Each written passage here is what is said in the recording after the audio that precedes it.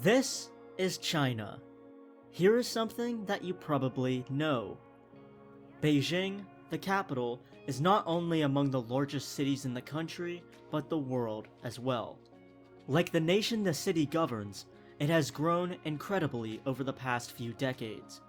From a large 4 million in 1950 to a gargantuan 21 million today. Larger than not just New York City, but New York State. But here's something you probably don't. The city has stopped growing. In fact, it's shrinking. Not because people don't want to live and work there, or because of demographics, but because the government cut the cord. The reason is what they call the big city disease.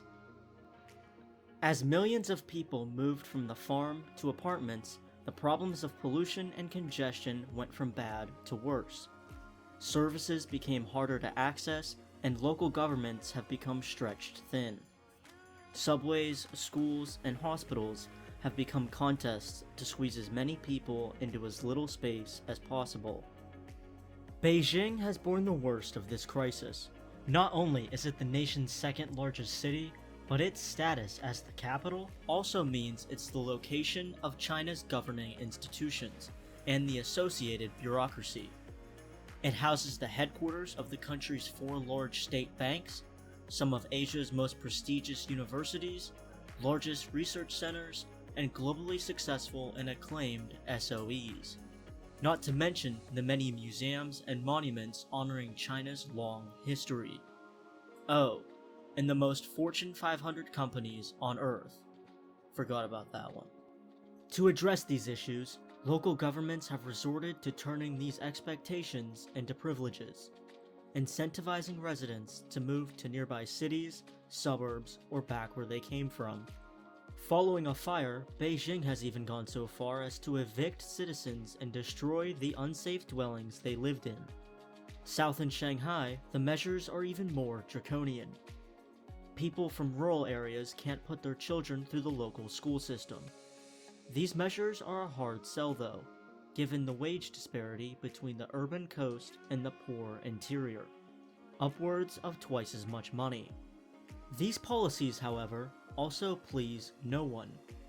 Businesses and organizations want workers, and citizens want a good job and place to live their lives. The Communist Party, for their part, doesn't like it either. They don't want their people stuck in the countryside, working below their skill potential. This has become a problem for the CCP. They don't want to gut their coastal cash cows, as not only are they the most economically productive regions of China, but also where the high value-added industries are. Her semiconductors, R&D, and advanced manufacturing. These are jobs China not only wants, but needs. Dubbed high-quality development, the government is prioritizing sustainable, environmentally friendly growth, driven by innovation. In other words, they want to drive productivity up in all the sectors, now that labor has gone from abundant to scarce. One cannot achieve both goals.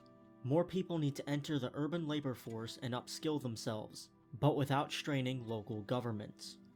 The Communist Party, ever clever, came to a tried but mixed solution that would address these two birds with one stone. Build a new city. The announcement, on April Fool's Day no less, came with skepticism. This is not the first new city China has proposed or built, not even close. The first modern one came in the 1980s, but their history stretches back to the imperial past. They even have a bureaucratic designation, a new area. Most are designed with specific goals, such as an economic sector or a local resource. Even worse, it was a story that sounded familiar.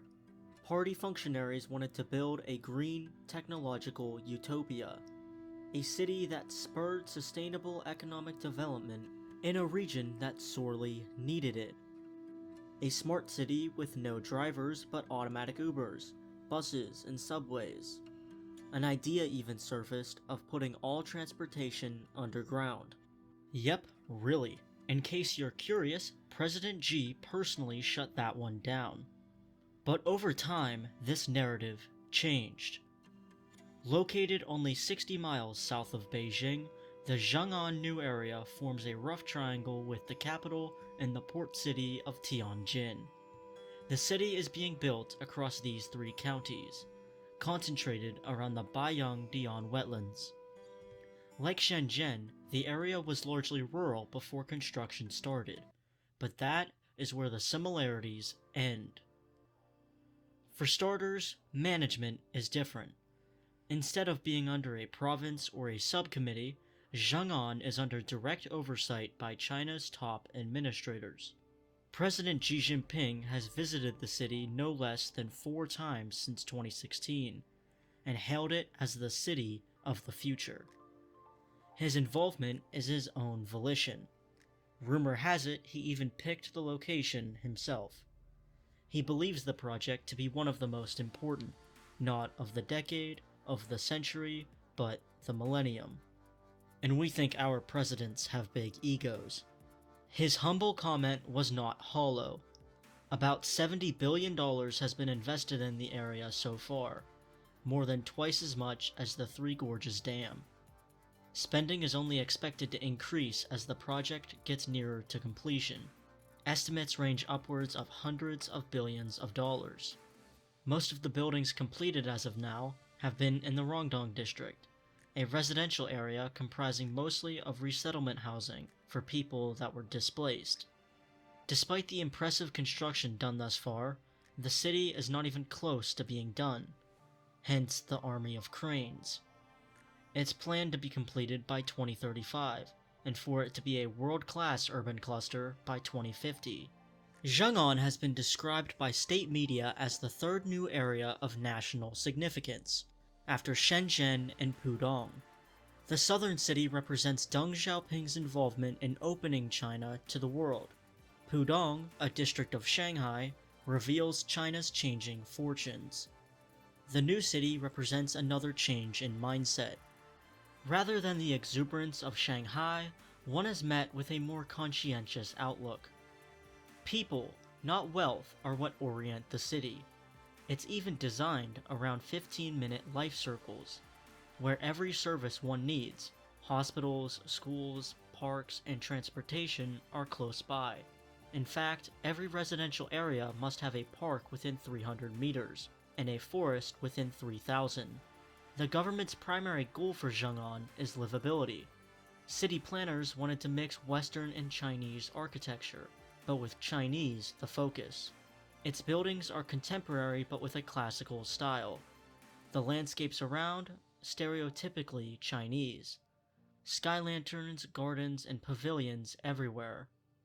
A local power station even has one on the roof, and the tech center floats on a body of water.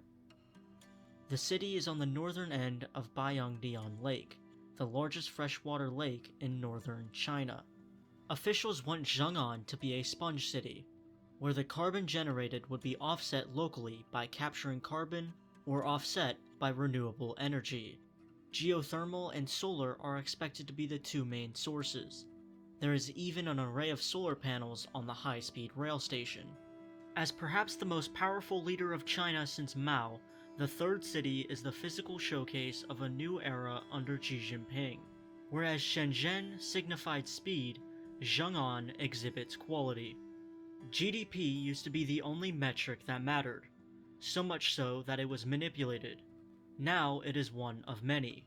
Deng's new area represented change, and with its proximity to Hong Kong, a shift to the west. The incumbents doesn't. It's in the interior, representing a pullback towards traditional Chinese. The Zhang'an New Area is also designed from the outset to be an innovation hub. In fact, the first building completed was a tax center that is highly automated with few workers. The story doesn't end there, however. The goal is for the workforce to work in research, education, health, and advanced manufacturing, highly value-adding industries that contribute less to pollution. The idea is to move China towards an advanced economy. To attract these sorts of residents, the government is giving out Zhang'an cards. Recipients get subsidized services like housing and transportation. So far, they have given out over 4,000. These people need a place to work though. That's where the private sector and the SOEs jump in. Companies, universities, and state-owned enterprises and more have all announced expansion to the city, including everything from Alibaba to China's State Grid. So what is one to make of this new city? It's an impressive fusion of East and West, of science and culture, in keeping with Chinese policymaking of addressing many issues with one stroke. The big city problem, China's unemployed youth, her demographic crisis, environmental issues, demand shortfalls, and productivity. With the trade war and talks of deglobalization, the city is a statement. We can grow, we can innovate, and we can be sustainable, alone. It means more though.